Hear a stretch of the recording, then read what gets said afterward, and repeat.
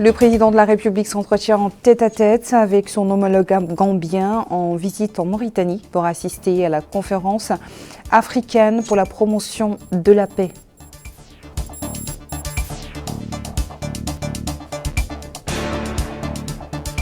Dans le cadre de la célébration du 63e anniversaire de l'indépendance nationale, le Premier ministre décore des fonctionnaires et employés du Premier ministère.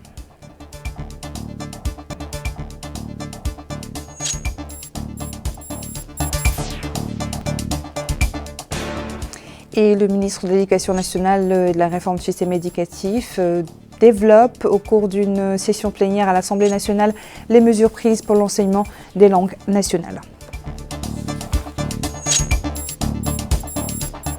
Voilà pour les titres, bonsoir et merci de vous joindre à nous. Cet après-midi, le président de la République, Mohamed Chérif El Ghazouani, s'est entretenu par téléphone avec le Premier ministre espagnol, Pedro Sánchez. Un entretien qui a porté sur les moyens d'améliorer et de développer des relations de coopération entre les deux pays et en plus d'échanger des points de vue sur des questions d'intérêt régional et international.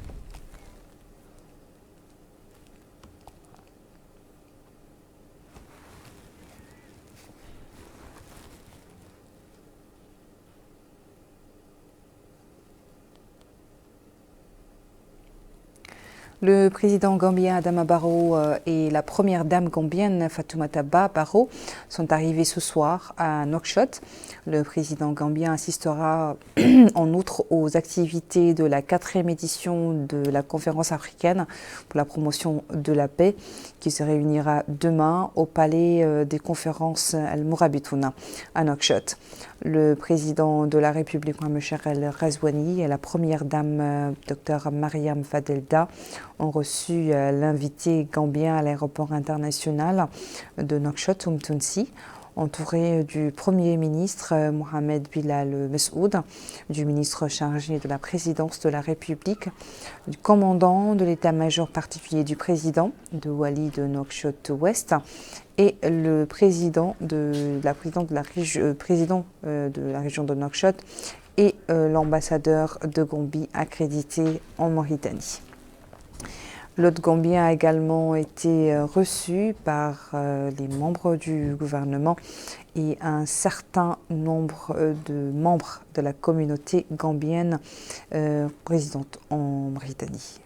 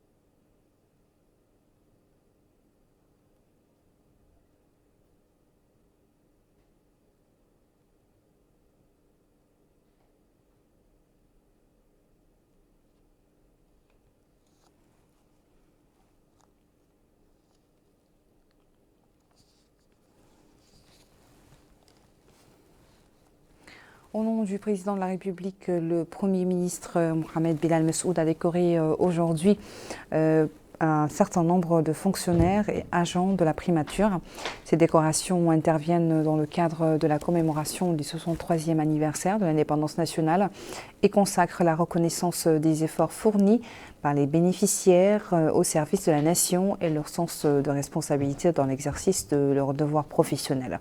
Le Premier ministre a décoré du titre de chevalier de l'Ordre du Mérite Amta Mentahaj, conseillère du Premier ministre chargée de la sécurité sécurité alimentaire, Ishaq Mohamed Moussa, président de l'autorité nationale pour la radioprotection et la sûreté et la sécurité nucléaire, Mokhtar Sidi Zeyn, directeur de la formation continue à l'École nationale de l'administration, de journalisme et de magistrature, et de la médaille d'honneur 3e classe Isselmou Sidi Mohamed, chauffeur au cabinet du Premier ministre. La cérémonie s'est déroulée en présence de la ministre secrétaire générale du gouvernement, Aïssata Ba Yahya, de la directrice de cabinet du Premier ministre Aïcha Val-Vergès, ainsi que des membres de conseillers du cabinet du Premier ministre. L'Assemblée nationale, je vous disais en titre, a consacré sa séance publique aujourd'hui aux réponses du ministre de l'Éducation nationale et de la réforme du système éducatif à des questions orales qui lui sont adressées par les députés Kadiata Malik Diallo et Abdessalam Horma. La séance s'est déroulée sous la présidence de Mohamed Bombomagat, président de l'Assemblée. Bokar Baylaba nous en dit plus. Les parlementaires, le ministre de l'Éducation nationale et de la réforme du système éducatif, Mokhtar Wildahi, a souligné l'importance de la contribution de tout un chacun aux efforts déployés pour moderniser le système éducatif national, passant en revue les priorités du département en matière de construction d'établissements scolaires. S'agissant de l'uniforme scolaire, le ministre a déclaré que le département a importé un lot d'uniformes qui sera essentiellement distribué aux élèves issus des franges sociales démunies. Il a précisé que l'uniforme scolaire est vital pour la création d'une atmosphère d'harmonie et d'égalité entre les élèves et renforcer leur lien et leur appartenance à leur patrie. Le ministre a indiqué que le département, dans le cadre de ses efforts d'enseignement des langues nationales, a créé un institut de promotion et d'enseignement de ces langues, renforcé par des professeurs très expérimentés et doté d'un conseil scientifique composé d'un groupe de personnalités ayant une expérience avérée dans le domaine. Dans leurs interventions, les députés ont mis l'accent sur la nécessité d'une action forte pour corriger les déséquilibres observés dans nos établissements d'enseignement et ils ont noté que l'éducation est le principal pilier du développement des peuples et des pays. Ils ont également souligné l'importance de l'enseignement des langues nationales pour promouvoir la cohésion entre les différentes franges de la société et renforcer son unité et sa cohésion. Le ministre de l'Équipement et des Transports, en présence de son homologue, le ministre des Finances, a supervisé hier soir à Nouakchott le lancement de la première réunion annuelle du groupe portuaire sous le slogan « Honorer le passé, naviguer vers l'avenir ». Une rencontre qui est une opportunité pour tous les membres de la famille portuaire de se rencontrer et d'échanger concernant le port et pour que le port de Nouakchott reste un levier économique et une plateforme d'échange et de développement. Mohamed Khatat. Honorer le passé, naviguer vers l'avenir, tel est le slogan choisi par la direction générale du port autonome de Nouakchott, du port de l'amitié, pour lancer cette première réunion annuelle du groupe portuaire qui se dote ainsi d'une autorité caritative pour atténuer les souffrances des déshérités. L'occasion pour le directeur général du port autonome de Nouakchott, M. Sidi Mohamed Maham, de souligner que cette rencontre est une opportunité pour les composantes du port de Nouakchott, ses travailleurs, les acteurs économiques de son espace, les autorités et élus et tous les membres de la famille portière de se rencontrer et d'échanger pour que le port de Nouakchott reste un levier économique et une plateforme d'échange et de développement. Souhaitons que la réunion se perpétue plusieurs années encore. C'est, a-t-il précisé, dans le cadre des politiques sociales conduites par le président de la République, M. Mohamed Ould Cheikh Al-Qazouani, est par souci d'éliminer l'iniquité et de sorte que nul ne soit laissé pour compte, qu'il a instruit de créer une autorité caritative au port dans le but de poursuivre les objectifs susmentionnés dans l'environnement portuaire en priorité et ensuite dans toutes les poches de précarité. Il a fait observer que cette fondation, ouverte très prochainement aux contributions pour atténuer les souffrances des déshérités, sera dirigée par un organe exécutif dans lequel les contributeurs et bienfaiteurs auront une forte présence dans l'optique de les impliquer au maximum dans la gestion de ces ressources et leur permettre de participer à la mise en œuvre des plans d'action dans une transparence absolue. M. Sidi Mohamed Maham a convié les acteurs économiques et toutes les bonnes volontés à contribuer au financement de cette fondation et à y adhérer en tant que membre fondateur associé directement à sa gestion.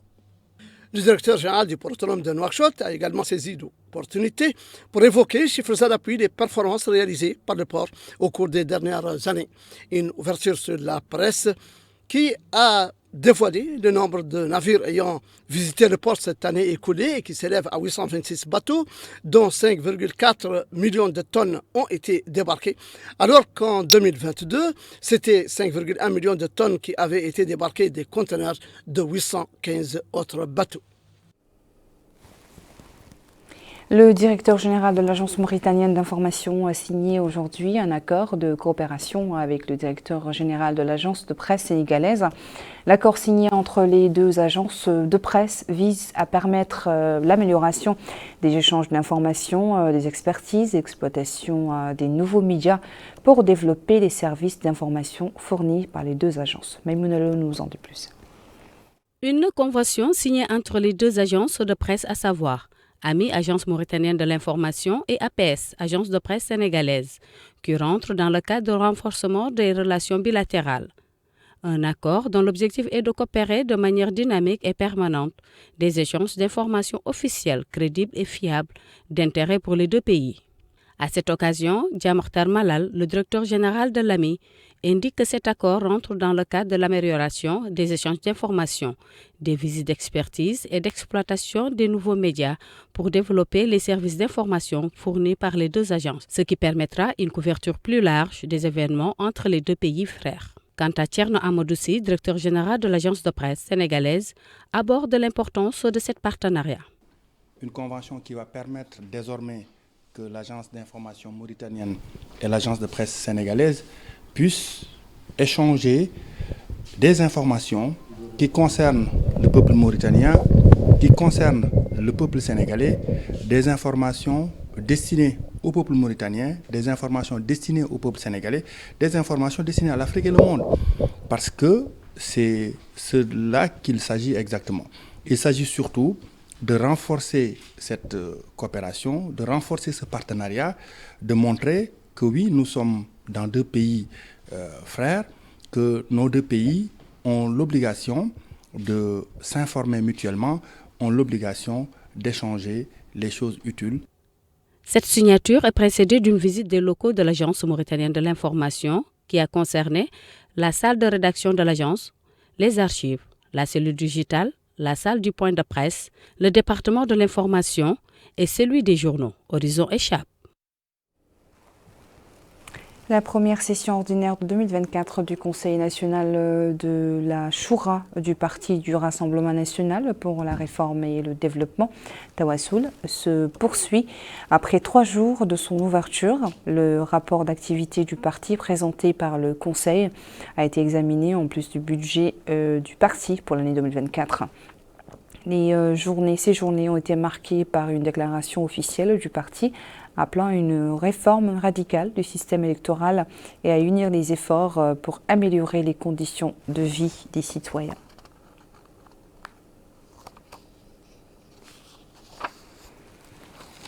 Une cérémonie de distinction des meilleurs récitants du Saint-Coran a été organisée dimanche à l'ancienne maison des jeunes de Nouakchott dans le cadre de la commémoration du 8e anniversaire de la création de la Mahadra du Ribat et de l'Avenir.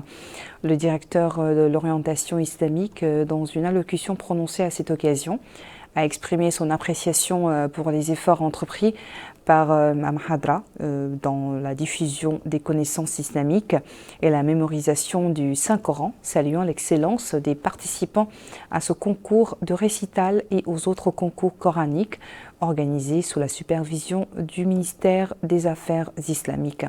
À son tour, le directeur général de la Mahadra du Ribat et de l'Avenir, Mohamed Ahmadou Bala, a fait savoir que cette Mahadra compte désormais environ 500 étudiants et étudiantes qui sont distingués par la maîtrise du Saint-Coran. Dans la wilaya du Hod el-Sharqi, le wali adjoint Mahfoud Hazimi Nebo a effectué une visite sur le terrain pour s'informer sur l'avancement du 5e recensement général de la population et de l'habitat au niveau de la ville de Nima, accompagné du Hakam de la Mourata de Nima, Bala Sidi Mohamed, et des représentants des autorités sécuritaires et militaires de la wilaya. La visite vise à constater sur le terrain le travail des enquêteurs et le niveau d'avancement réalisé au niveau du recensement qui arrive bientôt à son terme le 9 décembre.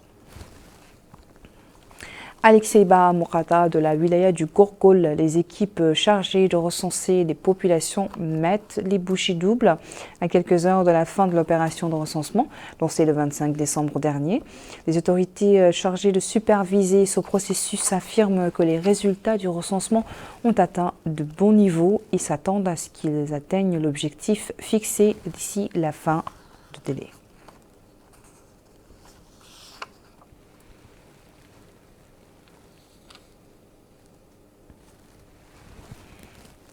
Et dans la Mourata de Dakhlet Nodibou, le 5e recensement général de la population et de l'habitat qui touche à sa fin semble atteindre de bons niveaux selon les superviseurs qui déclarent qu'ils sont déjà à plus de 90% de l'objectif.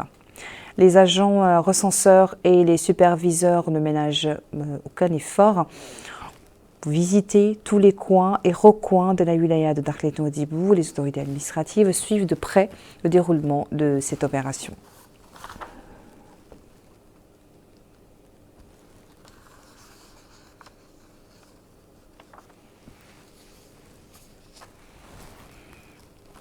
Voilà, c'est sur cette note que s'achève notre journal. Merci à vous de nous avoir suivis. Le rappel des titres à la une. Le président de la République s'entretient en tête-à-tête avec son homologue gambien en visite en Mauritanie pour assister à la conférence africaine pour la promotion de la paix.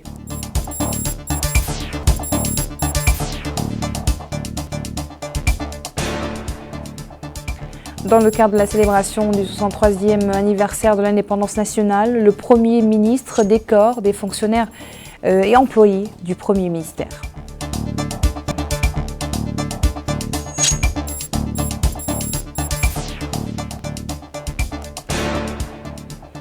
Et le ministre de l'Éducation nationale de la réforme du système éducatif développe au cours d'une séance plénière à l'Assemblée nationale les mesures prises pour l'enseignement des langues nationales.